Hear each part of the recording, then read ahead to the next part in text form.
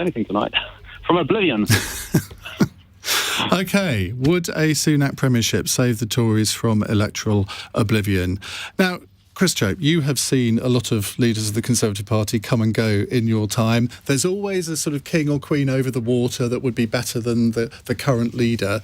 What's your answer to Anthony? Well, I think the current leader is my 9th leader since I've been Member of Parliament. But you're not counting. So my answer to him would be that the Conservative Party will face oblivion if we get rid of Liz Truss. So that's my first part. And the second thing is there's no way in which Rishi Sunak is going to become the leader of the Conservative Party and Prime Minister. There's too much of a coalition of opposition against him, including myself, within the Parliament. But why? Because, I mean, it's interesting. You're the first Conservative MP that I've spoken to that has basically said, yep, Liz Truss is the way forward. Even a lot of people who voted for her have now become, shall we say, somewhat sceptical. He said, understating it. Why do you think that the Conservative Party would face electoral oblivion with Liz Truss? Because if we get rid of her, then we are basically, I think we're faced with having a general election. There's another 18 months, 2 years before a general election is due, and our ship of state has been blown off course. There's no doubt about that, and it's been a very troublesome couple of weeks. But I think that if we stick with the team at the helm at the moment, that's the way forward. And we've just got to build confidence. What gives you that confidence? Well, experience, I think, that if you really ditch your leaders, it normally makes things worse rather than better. I myself, I said at the time when Boris was ousted, I said we rue the day that we did this, and unfortunately I seem to be proved right rather sooner than I expected. But I think we rue the day even more if we got rid of Liz Truss. Apart from anything else, there's no way in which you could get rid of her without triggering an election, a leadership election, changing the rules, and creating a whole lot more chaos in the country at a time when we should be concentrating on sorting out our economic and political problems and the war in Ukraine. So stick with nurse for fear of worse. Is that sort of, does that? Well, I wouldn't put it quite like that, but I go halfway towards that. Yes. John Trickett, looking from the opposition benches, you're looking very cheerful tonight with the 36-point opinion poll lead. I guess you would be. Yeah. But let's go back to the question. Do you think changing leaders for the Tories and putting Rishi Sunak in would save them from electoral oblivion? Well, look, I was first elected in 96, so before the big victory which Tony Blair achieved. I worked under Tony Blair. I've worked under every leader except Keir. I worked in Downing Street for Gordon. Here's what I think. In 96, and throughout those New Labour years, it was clear something had happened in the country. The country had changed, it had fallen out of love with the Conservative Party, and it was clear we were heading to a Labour victory, and we got a big one, and we built on that, as we know, through quite a few elections. Now, I think something like that's happened now. The country's fallen out of love with the Conservative Party. I don't believe they're going to pull it back, whoever their leader is. Sunak himself is very vulnerable to the argument that the crisis which has happened now occurred after the Sunak years. And therefore the economy, we don't know quite how bad it is, but it's clearly quite bad. And obviously it's partly his creation. So I think he's very vulnerable. But that is, the Tories have all got their fingerprints all over what you might call the scene of the crime. The country's fallen out with them. They're not going to get back into power at the next election. This might sound a stupid question, given there's a 36-point opinion poll lead, but has the country fallen in love with Labour under Keir Starmer in the same way that I think the country did with Tony Blair? Well, look, I think there's always more to do for any opposition leader. And, we had a very, very difficult election in 2019. Keir's obviously felt he needed to reconstruct how the party operates and how it's seen. I don't agree with everything he's done, but he is the leader of the party. And it's arguable, actually, that the country's looking for somebody who's steady, who's calm, and who roughly is in the kind of mood where the country is. Now, we've got possibly 2 more years to the election. I'm hoping that Keir's going to become increasingly bold, more radical, more transformative in the kind of proposals he's making. But he's making steady progress. But I think we need to move faster. We need more clarity about where it is we're going. And yeah, there's always more to do. I remember Tony Blair very, very clearly. I knew him quite well in those early years before the 97 election. I mean, what he always said was, there's more to do, John. We need more time. Don't get complacent. OK, we've got opinion poll leads. We could drop it. We could lose the whole thing. And I think that's probably where Keir is. So I want to be fair to the party leader. I want to see a Labour victory. He's our leader. Therefore, we want him in number 10. Camilla Turner, I imagine you've been talking to a fair few Conservative MPs today. I mean, going back to Anthony's question, could a Sunak premiership save the Tories from electoral oblivion? Chris Chope basically said, well, the parliamentary party wouldn't accept him. What's your view? Well, from the Tory MPs I've been speaking to today, I'd say the majority opinion seems to be, particularly among the kind of elder statesmen who have been around a while and have seen these kind of things come around a few times now, is that the party is pretty much in a situation of damned if you do, damned if you don't. Even if Liz Truss is ousted and that causes further instability and a new leader, possibly Rishi Sunak or possibly someone else, is installed, fundamentally that won't be enough to save the Conservative Party from the mess that it's now in. And some MPs are now saying the fact that we'll lose the next general election is certain. It's just a case of by how much. So that is the level of doom among some MPs about the current state of things. So bring back Boris, Chris Chope. Well, I don't think we can bring back Boris. I think we need to stick with Liz. And we've been in situations before where there's been massive opinion poll deficits.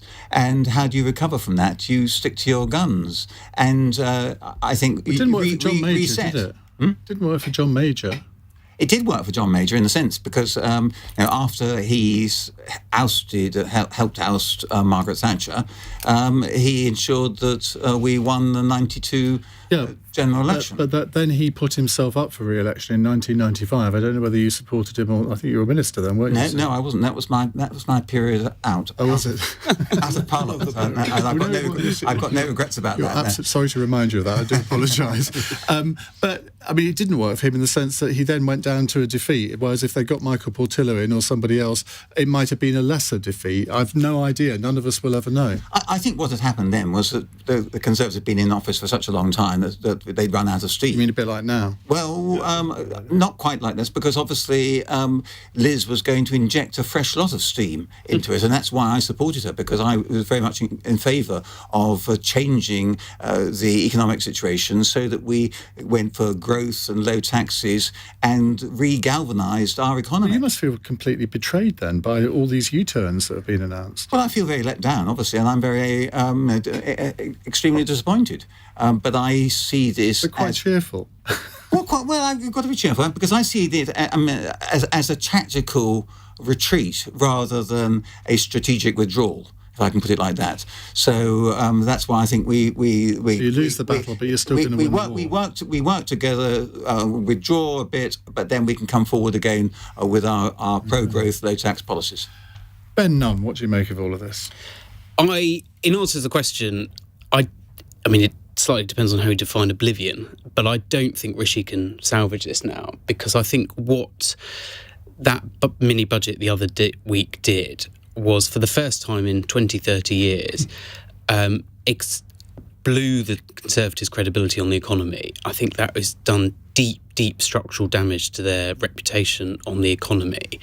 And I think it's very hard to see how that can be restored. And I think the public see through kind of different leaders and, moving of the deck chairs. I don't think they particularly like it, but it has a sense of a party that has slightly given up on government and is struggling with the fundamentals of government. I actually thought this before, I even thought this a couple of years ago. If there is an election in 2 years' time, the Conservatives would have been in power for 14 years by that point. And in that time, they would have been presided over an economic decline, and one that's been accelerated the last couple of weeks. They would have been exposed as quite divided. And thirdly, they would have shown signs of a tired government. And I think tired parties that have overseen economic decline and are divided don't tend to win elections. So I think whoever inherited it from Johnson was going to struggle, but I cannot see how a new leader can salvage this, because I think it's very damaging. There is a historical example which Chris and John, you'll both remember. Back in 1986, when Thatcher, after the Westland crisis, everyone thought she was sort of dead in the water, and I think she did too at one point. And then they reinvigorated themselves at the conference in 1986. Do you remember that slogan, "The next moves forward"? And I remember every day there were sort of leaflets with different new, quite exciting policies, actually. And the whole atmosphere of the party changed. And then she went on to win a 100-seat majority in 1987. So it's not impossible, but do you not think, Chris, that when you've lost your reputation for economic competence, and I mean, I don't think you can't argue that hasn't happened, it's really difficult to get it back very quickly? It took 18 years after 1992. But there's more to this than economics, because there is, for example, a lot of my constituents are incensed that we have still got no control over immigration coming across the Channel. And we've got now a new Home Secretary. And if, for example, the new Home Secretary was to be effective in reversing that policy and getting control over our borders again, and was to take tougher action against these ridiculous protesters who are blocking the Dartford crossing and so on.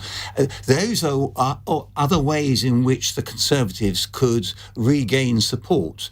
So it's not just about the economy. Obviously, the economy is important, but there are other aspects of this, and that's why I think that getting rid of the Prime Minister, and which would involve getting rid of her new team as well, is the wrong solution. I just remember James Carville, Bill Clinton's advisor, saying it's the economy, stupid. Well, of course, I don't dispute that. But if you are faced with extra mortgage payments of an extra £500 a month, do you really care how many if a few thousand people are coming across the Channel and not being stopped? I'm not sure you do.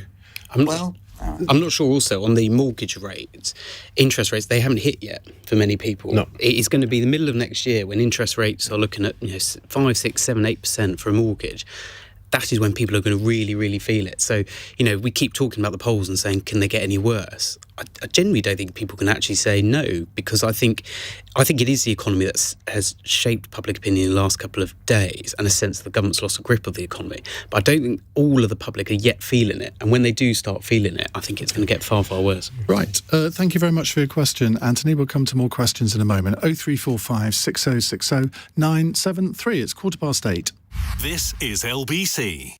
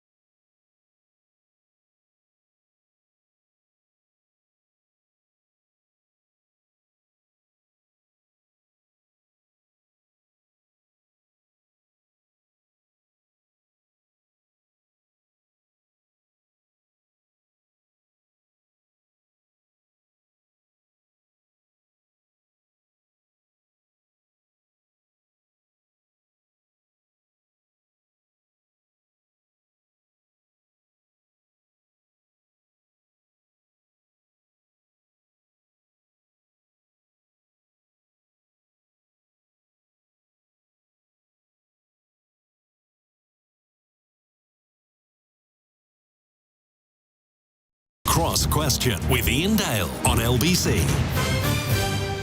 It's 19 minutes past 8. With us in the studio, John Trickett, Labour MP, Sir Christopher Chope, Conservative MP, Ben Nunn, former Executive Director of Communications for the Labour Party under Keir Starmer, and Camilla Turner, Chief Political Correspondent for the Daily Telegraph. Right, our next question is from Jake in Orpington on the text.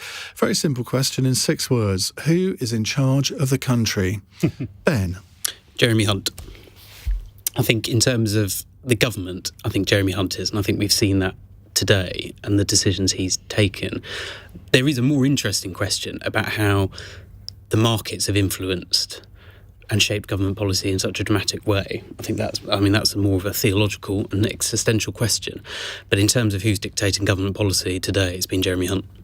So when he announced this afternoon the creation of this new Economic Advisory Council and announced 4 people on it so far, but there would be others, and they were all sort of bankers, JP Morgan, BlackRock and whatever. You think, well, given what's happened in the market since the budget, you could argue that it's actually the financial markets that are in charge of the country, couldn't you? I think there is a really... it's for cleverer people than me, but there is a really interesting question about that. I mean, the extent to which the markets have dictated media narrative, political decision-making and then policy-making is quite extraordinary. And I don't think we've ever seen that before in this country. I think it's been quite extraordinary. Now, Jeremy Hunt has a legitimate argument to say, look, you know, the decisions I've taken today about economic security and protecting people's pensions and etc. But it is, I mean, the extent to which they have influence has been quite extraordinary, and as I said, quite unprecedented. John Trickett. Well, it's extraordinary that you've got a faction of the Tory party who believe in free markets. And the entire Tory party believes in free markets. Well, maybe. I think most of the Labour Party and also shrinking the state down so that the market is given complete, almost control. Have hit against the market within a few days. It's quite an extraordinary thing. When people talk about mini budget, by the way, it wasn't a mini budget. It was actually a bomb right under the economy.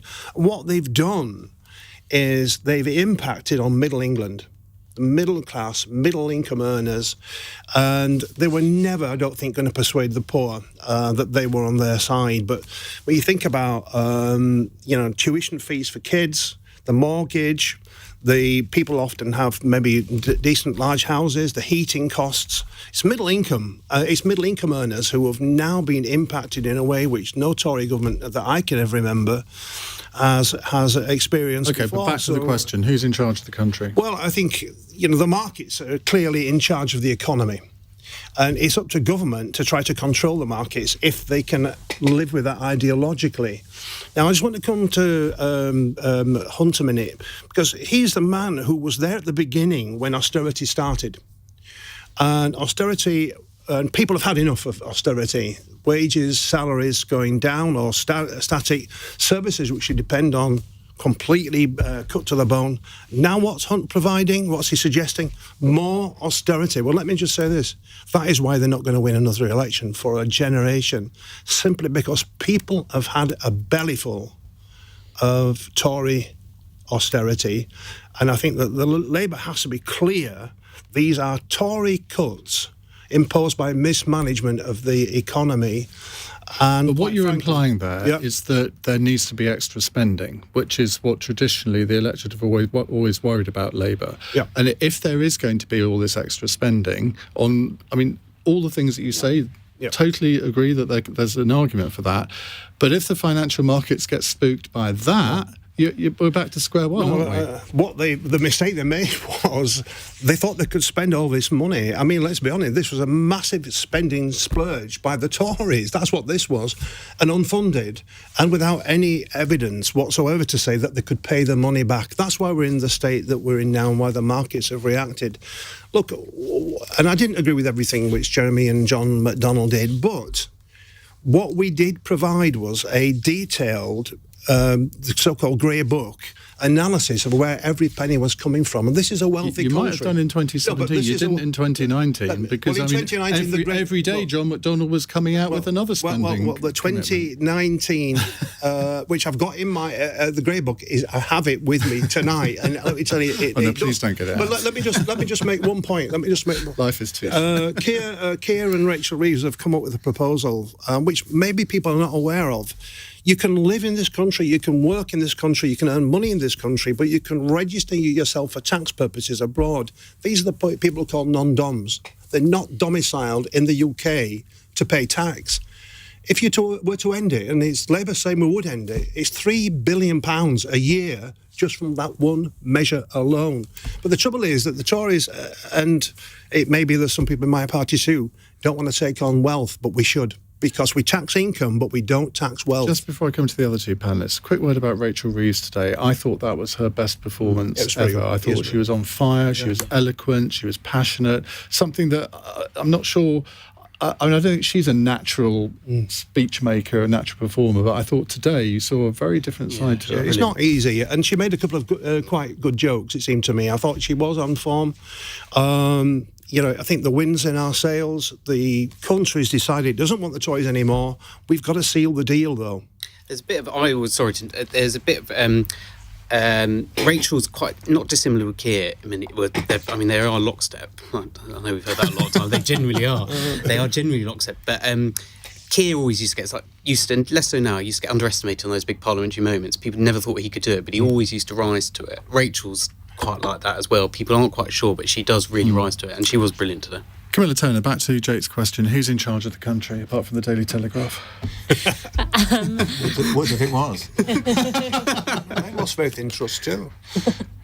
I think I agree with what you were saying just now about Jeremy Hunt. Certainly from all the Conservative MPs I was speaking to today, who heard Jeremy Hunt address them in a private meeting, the sense they got from that was that he was absolutely holding the reins, and even speaking to sort of cabinet sources, also saying from the cabinet meeting that was held this morning, it's very clear that Jeremy Hunt is in charge. And I think we can see, even by the timeline of what's happened recently, Jeremy Hunt installed as Chancellor over the weekend, hinting very strongly that he's going to be ripping up parts of the mini budget, and then first thing this morning bringing forward that statement, and then essentially reversing some of the really major policies, even more so than we have already in that mini budget. So clearly he's come in and already completely been given a carte blanche to just do exactly what he wants, and then also be the main communicator of it all to the party and to the rest of the country. Which he's at, given that I gather he was on a family holiday in Belgium on Friday morning when he got the call.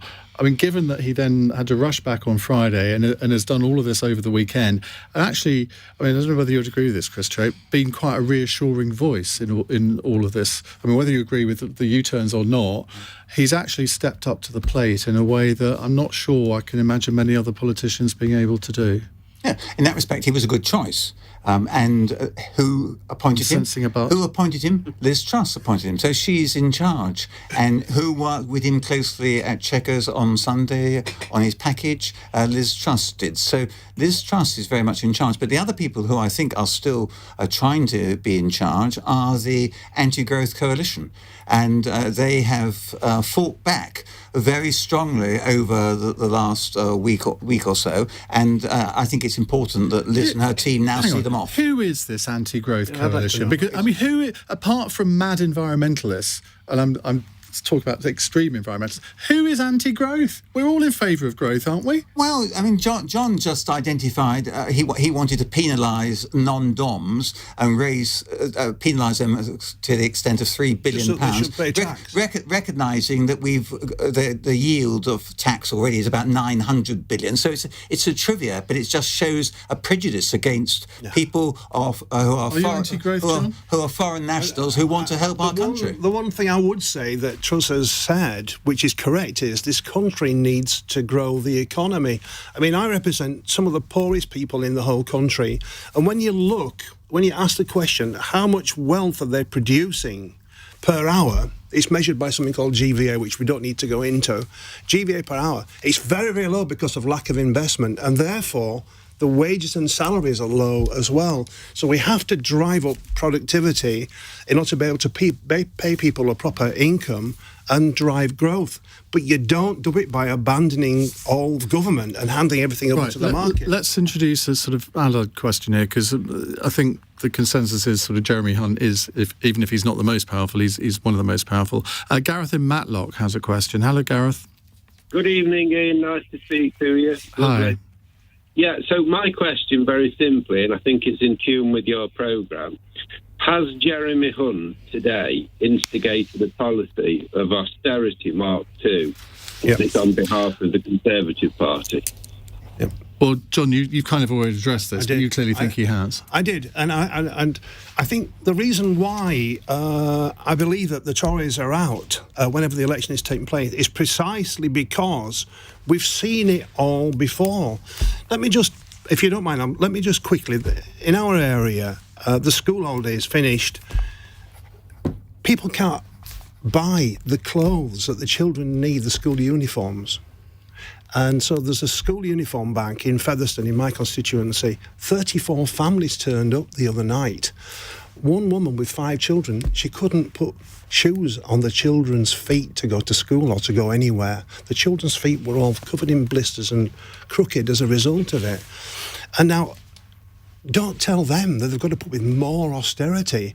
And I could fill this whole hour with stories, I won't do, but that just, it's heartbreaking. But, I mean, playing devil's advocate for a second, I mean, at any time over the last 2 centuries, somebody could have come on this programme and said, well, poverty is terrible, and here's an example of something that's happening in my area. Well, even the richest countries in the world, of which we're one, Switzerland, Germany, they will all have pockets of poverty. Of course. But, I mean, what you're saying is it's more than structural. Pockets. It's structural. And I was first elected in 1984 as a councillor. I became the leader of Leeds, and then I went on to work in Downing Street and various other places in Parliament. You've done terribly well for yourself. Thank you very much. I think I'm doing best now. I'm doing best now as a backbencher. But here's the point I was going to make. And so I've been around, and I've represented working class communities in the north of England. Let me tell you something. This is the worst I've ever seen it in my public life. And you're saying that not as a Labour politician, but somebody who's experienced... Just as a human being dealing with, £25 for a shirt if you've got 3 kids going to school. It's £250 to clothe a child to go to school in a school uniform. And now the schools are actually saying you've got to buy a shirt with the school logo on it. It costs more money. And if you don't wear the logo, you can't go into school. I mean, it's very cruel. But the poverty in my patch is... that school uniforms should be abolished. No, I'm not against school uniforms, but I am just pointing out the problems which people are facing in our country, and that is why the Tory idea that more austerity, it ain't going to work. Right, I'm going to come to the other 3 panellists in a second because we have to go to our news headlines with Daryl Jackson at 8:31. The new Chancellor insists Liz Truss will still be Prime Minister by Christmas and is urging everyone to give her a chance. Jeremy Hunt's reversal almost all major tax cuts, which she'd promised in the last month's mini-budget. Meanwhile, the Chancellor's also announced targeted support for household energy bills from April, but the head of the National Grid has also told the Financial Times Energy Transition Summit we face blackouts between 4pm and 7pm on really, really cold nights in January and February in a worst-case scenario. And Scotland's First Minister says it's utterly nonsense to suggest people would need passports to get into England if it broke away from the UK. Nicola Sturgeon hopes to achieve Scottish independence for the country. A second referendum's not been granted, though. LBC weather tonight will be dry and clear for most. A few showers will linger in northern Scotland, and the far south will see patchy cloud edge in towards dawn. A low of 7 degrees. This is LBC.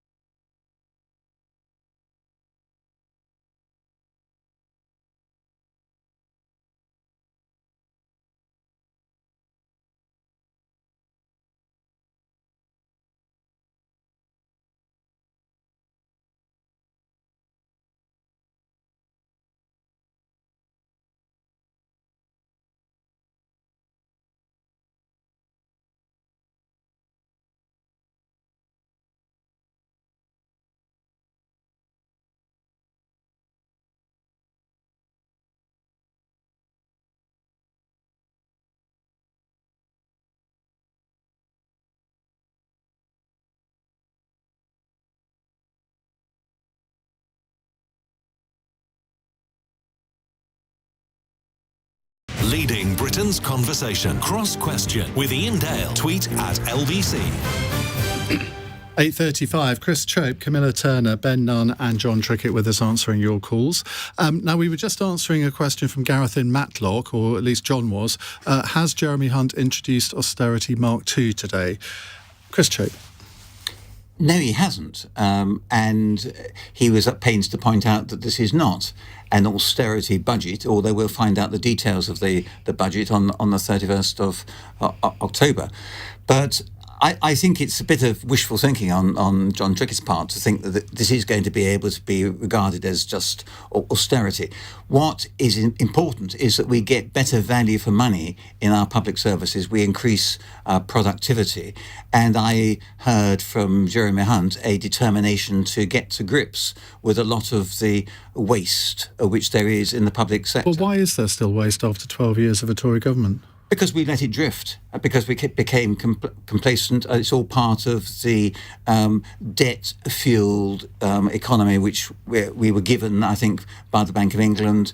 We became relaxed about it, took our eye off the ball, and I hold Boris responsible for quite a lot of that, because getting down to getting value for money and squeezing the extra out of our services, he never really got down to that. And productivity in the NHS has been falling. It's extraordinary. We keep throwing this money at the NHS. We get promises that this is going to be in return for increased productivity. But if you look at all the figures, the NHS productivity continues to decline, and that's a disaster. How do you measure productivity in the NHS? Well, there's a way of doing it, and that basically means how much bang do you get for your buck? And the short answer is we get more bucks and fewer bangs. There's a joke there somewhere if you look hard enough. Camilla. Tell the joke. No, I was waiting for you to do that. Camilla. Well, I think, this is just another one of the many U-turns we've had in recent days. It wasn't so long ago that we had Liz Truss standing in the Commons promising that there'll be absolutely no public spending cuts, only for Jeremy Hunt to come in and to completely obliterate Week that. is a long time in politics. Talking about all the efficiencies that will need to be made, and of course one man's efficiencies is another man's cuts. So we haven't had a huge amount of detail on these yet, but we have had a clear signal and a warning that these kind of cuts will be coming, and probably coming on quite a large scale. Whether that is as big a scale as George Osborne's austerity. Is cuts a different word for austerity? I suppose austerity, if you're thinking about it in the George Osborne terms, it's a whole kind of attitude to public finances, where it's a whole kind of ethos where you're overhauling your entire finances to try and find really quite sweeping cuts. We have had this strong indication that there will be cuts, but whether it will be quite as fundamental and quite as much of an overhaul as it was under George Osborne, Jeremy Hunt is denying, but he has hinted that there will be cuts nonetheless. But the Prime Minister didn't actually say cuts. She used the expression reductions in public expenditure. And reduction. Come on, what's the difference? Reductions in public expenditure would be possible without actually reducing public expenditure completely, because we've got high inflation, and so in the same way as people's wages are declining in real terms, it's possible that if the public sector doesn't get as much as the full inflation increases, then we will actually get better value for money forced out of the public sector.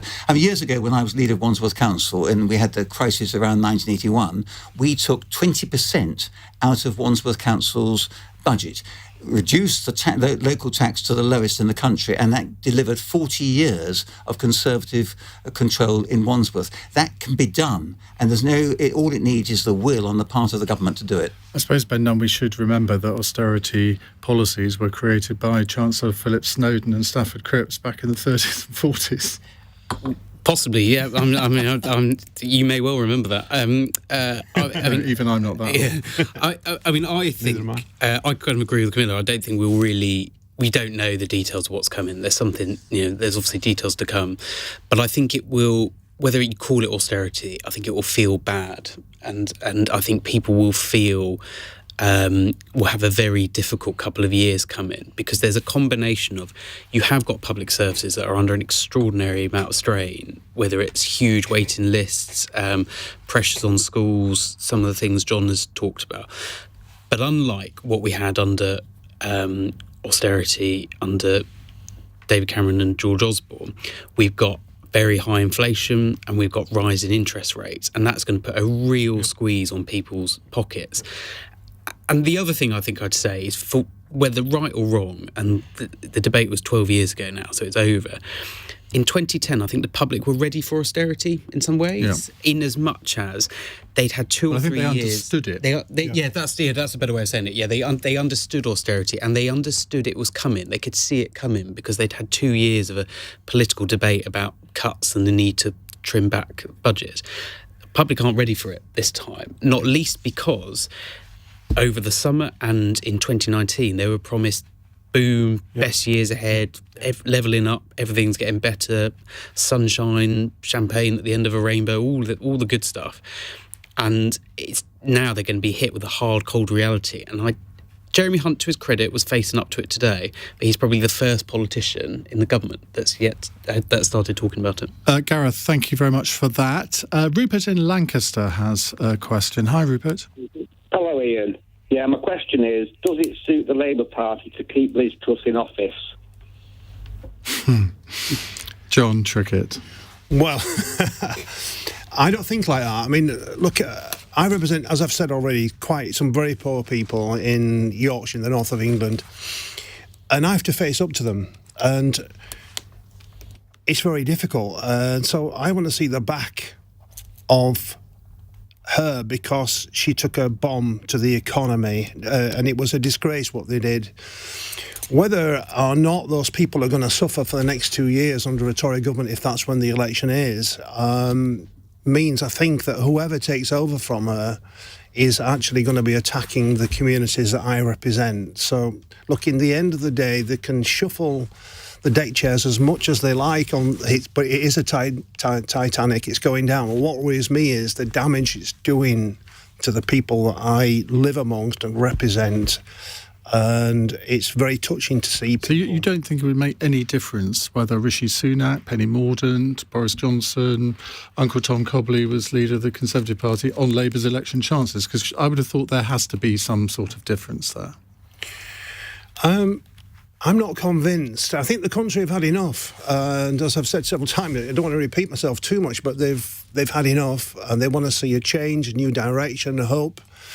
It may be there'll be some difficult times if there's a change in government, but people will feel that we're on a different trajectory, and that's what I think. People are suffering out in the country. They are in London as well. I don't make it a north versus south or a north versus London thing, but I represent a place in the north which is really, really left behind. We have to get rid of these people. And so for me, I'm afraid it doesn't make the slightest bit of difference. Ben? Politically, yes, I think it does. Because I think she has... I mean, firstly, it is extraordinary. She's, 40-odd days into her premiership? 42. It is worth keeping count. 42 days into her premiership, and we're already talking about her going. I realised the other day, my son turned 6 months old last week, and he has seen 2 prime ministers and 4 chancellors in that time. What does he make of that? Well, my wife is currently looking after him, so you can get her to phone in. But I was 6 years old before I saw that kind of record. So it is extraordinary talking about this. But politically, yes, I think it does help Labour, to be frank. But I really, really do agree with John. No one wants this. This is, take the politics out of this. This is really grim for the country, because it makes governing so much harder, because we're just not governing properly. There's huge concern about the stability of our economy, which means we're not going to see the growth everybody wants to see. And thirdly, I think it just fuels this real dissatisfaction amongst people with our politics, and a sense that our politics is just simply not functioning. So yes, politically it is advantageous for Labour, there's no getting away from that, but is this good for the country? No. Unless you have anything particularly burning to say on this question, it was kind of aimed at. But Chris, you do want to come in. No, not burning. Just to say that the way to solve the problems that John's been describing is to grow the economy. And what disappoints me so much about what has happened in the last week is that the policies for growing the economy have had to be put into temporary reverse. Liz Truss has been speaking to the One Nation group of Conservative MPs. They're traditionally on the more left of the party. And Ian Watson, the BBC reporter, says one of them told him, "It's the first time I've heard a corpse deliver its own eulogy." Dear me. 8:45. LBC. Nick Ferrari at breakfast. Back tomorrow morning from 7. Listen on your radio and on Global Player. Hundreds of criminals in uniform are getting away with sexual misconduct, racism and misogyny in Britain's biggest police force. Louise, now Baroness Casey, is in the studio with me. One of the things that is wrong in the Metropolitan Police is how they deal with their misconduct. Commissioner of the Met, Sir Mark Rowley, did you shed a tear when you saw the breadth of this report? The combination over the last few weeks of seeing advanced drafts of the report, and I have shed a tear. It's not that long ago that you had a senior post at the Met. You never saw any of this sort of material. I sat on some misconduct panels. I was pretty ruthless. There was almost nobody I ever kept in the organisation. Louise Casey has got under our skin like nobody else before. It's very powerful. It's very humbling. Nick Ferrari at breakfast. With Motorway, where dealers compete to give you their best price for your car. LBC.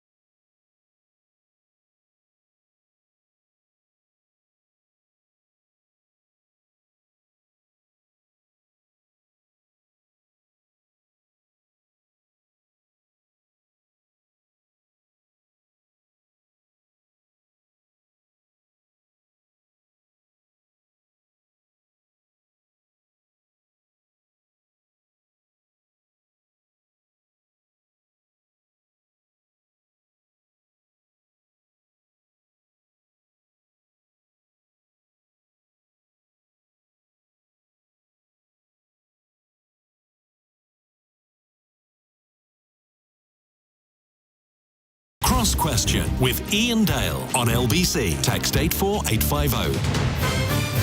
Bruce Springsteen. 8:49 is the time. John Trickett, Sir Christopher Chope, Ben Nunn and Camilla Turner with us answering your questions. Here's a text question from Jason in Lancaster. Is Suella Braverman right to want stronger sentences for these environmentalist protesters after these Just Oil people have been blocking the QE2 bridge all day?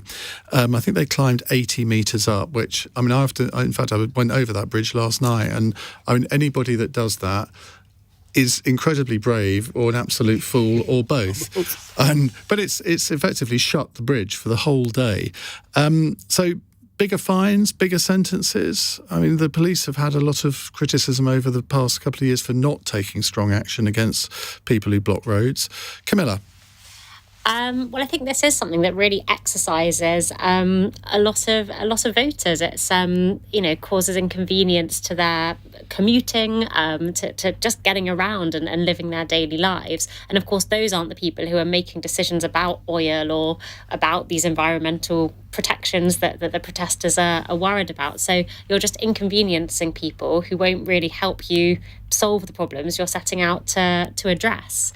So I think whilst we shouldn't be overly heavy-handed for what is essentially a peaceful protest, there does need to be some kind of deterrent for people that sort of puts them off causing this amount of disruption. But a protest, particularly this one, which will have, it'll lead to them being accused of being in the anti-growth coalition, because it will have reduced economic activity. It will have prevented people from getting to their meetings, preventing deliveries getting to where they've got to go to. But in terms of stronger sentences, what would you suggest? I mean, I wouldn't like to pluck a figure out of the sky. I was thinking more hanging, flogging, quartering, that sort of thing. Okay. Well, that's what Suella Braverman would want to do, isn't it? Well, I don't know about that, but I do think a lot of voters are on the side of taking a bit of a stronger stance against these protests. We've seen a lot in recent years causing pretty widespread disruptions on the roads, on transport, in all sorts of places. So I think we don't need to be too heavy-handed, but there does need to be enough of a deterrent that actually stops this happening, because at the moment we've just had a huge proliferation of these kind of disruptive protests. Ben Nunn. I don't think it'll work. I totally agree with Camilla. This definitely exercises people because they see it in their day-to-day lives and it's incredibly frustrating. I don't think tougher sentences will be a sufficient deterrent, and we've heard this kind of, policy by press release a few times. I think Priti Patel announced a few similar initiatives when she was Home Secretary. Don't you just hanker for Priti Patel? No. No, I don't. So I don't think this approach to trying to deter, I don't think it will work. David in Twickenham has a comment, going back to a comment about your 6-month-old. Says, never mind a 6-month-old seeing 2 prime ministers and 4 chancellors. It's the first time Chelsea have remained unbeaten during the reign of a chancellor. Well, there you go. That's good. John Trickett. On the question of protest, I think, we don't live in a society that's purely based on social justice and economic justice, and clearly now people are very motivated by protecting the planet. And I can understand why people do protest. You do pay a price if you protest. If you go on strike, you lose income. If you make protests and you break the law, you will probably be arrested. You may be charged. And the judiciary, the magistrates, however, will make a decision about the severity of the sentence. I don't fall out with that people may have to pay a price for protesting. But what I do say is, in a grossly, obscenely unequal society, there will be increasing amounts of protest. And we can do one of two things. We can either try to crack down, move towards a less libertarian, more authoritarian society, or we can try to address the underlying issues. And so, I think that, I don't know what these people are going to be charged with, if they have been charged. I don't know what the maximum sentence is. It seems to me the Home Secretary is playing to the lowest common denominator in British politics. Chris Chope. Well, I think deterrent sentences are absolutely essential. For years, the courts have, when there's an issue, whether it be racial violence or something, an issue which is causing essentially people that get really angry, and it's a breach of the peace. This is what this is, really. Motorists getting so angry. We must have deterrent sentences. But I also think that the police are supine in closing these roads. Just because you climb up on the QE2 bridge, why should the public have to stop driving across that bridge? And it seems sometimes that we are too indulgent of these protesters and thereby enable them to achieve their objective of causing lots of problems. So I think a mixture of the two, and you could also actually start suing some of them for the financial consequences of their actions. Good luck with that. Martin sent a tweet in, going back to your comments, John, about school uniforms. He says, "Evening, Ian. Have you seen how much kit is required at your old school, Saffron Walden County High School, by the way, in Essex? Apparently, Gray Palmer, gentlemen's outfitters in Saffron Walden, apparently Gray Palmer offers a pay-what-you-can-afford discount to those who can swallow the embarrassment. But crikey, glad my kids went to the Friends School on a bursary." Well, there you are. I mean, I think it's a really difficult thing. It is a difficult thing, and you know, who would want to be a parent who can't clothe their own child? Yeah. And yet there are people in that situation in our country today, in one of the richest countries of the world, and that's my point about all this. And I was never convinced at the beginning about everybody going on to school uniforms, but clearly it works.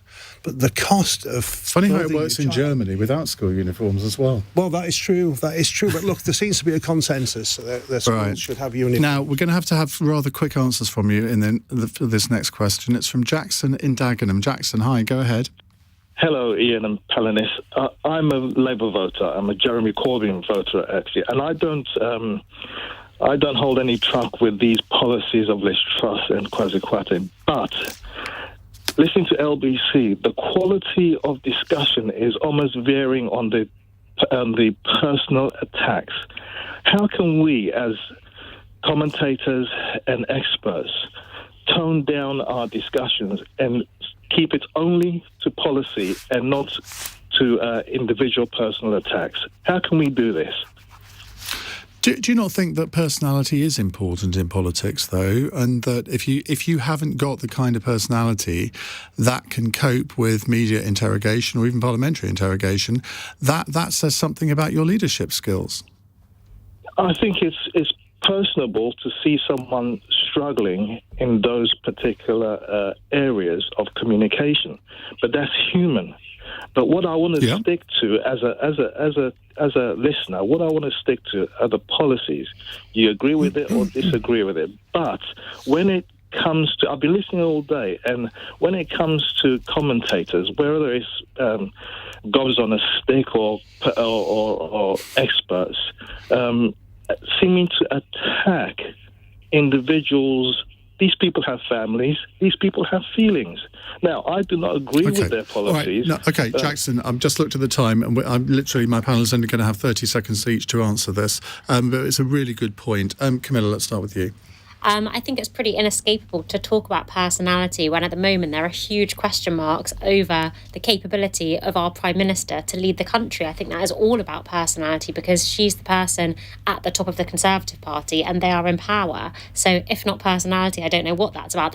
Of course, policy comes into it as well with all the U-turns, but ultimately it also comes up to her own ability to carry the party with her and to persuade people that she's on the right track. I mean, let's not make this all about Liz Truss because we could talk about lots of politicians in this regard, but I mean, Jeremy Corbyn had a lot of this, didn't he, John? Well, he did, and some of it was a lot of it was very, very unfair. But look, I think avoid personal abuse, but maybe discuss the personal qualities of an individual. Whether, for example, Liz Truss is a very good communicator is a decent question to ask, but avoid the personal abuse. People don't like it, and it's not necessary.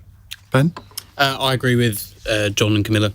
I think ultimately a politician's character does determine how fit they are for government, and I appreciate that some of the criticisms are hard, and I do have sympathy for kind of the Prime Minister and her family, but ultimately when you've got a Prime Minister who's a poor communicator, that is a problem, and that and we've seen the impact of that. Chris? Well, I think we should respect the office of Prime Minister. and we attack the government or any individual for their policies, but don't actually attack the position in which they are held. And I think it's rather like in soccer or in games, you play the ball and not the person. And that's what I think we should be doing. Okay. Right, final text question from Lauren in Whitby. The price of a weekend ticket to Glastonbury, Chris goes every year, has gone up to 340 quid. Ridiculous. Which band or artist would your panel spend that much money to go and see? John Trickett. I wouldn't spend that money on going to see an artist, but I would spend a considerable amount of money, but not that much, to go see Bruce Springsteen at Hyde Park, but the prices are even higher than... Several people heard you mention his name just as we came back. Yeah, they probably did, yeah. I should admit here, on the final text question, I sometimes give them notice of that so they can think of a reasonable answer. Ben? David Bowie. Oh, but, really? Well, but it's going to cost a bit more than that to bring him back to life. So. Yeah, I saw him in Detroit in 1987, the last Spider tour. Didn't play any of his greatest hits. That's what most people go to a concert for, isn't it? Chris? Well, I'd go for Bryn Terfel at the Grange Opera. Who? Bryn Terfel. Okay. But maybe I'd spend money on going to the opera and taking my wife to the opera. And if people want to go to Glastonbury, good luck to them. Does she enjoy the opera? My wife enjoys it. You don't inflict it on her? I don't inflict it on her. No, it's almost a demand by her on me that I should send us to the opera. Fair enough. I tried to get into opera once, but I couldn't. Lovely music interrupted by screeching. Camilla? Well, this will probably give away my age, but I think I'd say Oasis, because they were my childhood favourite band, and I would be able to sing along and know all the words to every song. Okay. Great stuff. Thank you very much indeed. John Trickett, Sir Christopher Chope, Ben Nunn and Camilla Turner. We have another edition of Cross Question tomorrow at 8 o'clock as usual. And we have Rebecca Long-Bailey on, former senior Metropolitan Police officer and now Lib Dem peer Brian Paddock, and Samuel Kasumu, who's running to be Conservative candidate for the next Mayor of London, and SNP MP David Linden. Coming up in a moment, we're going to continue our discussion on the trials of one Elizabeth Truss. 0345 6060 973. Where do you see all this going? Do you think that calls for a general election are getting so loud that they will be impossible to ignore? It's 9:02.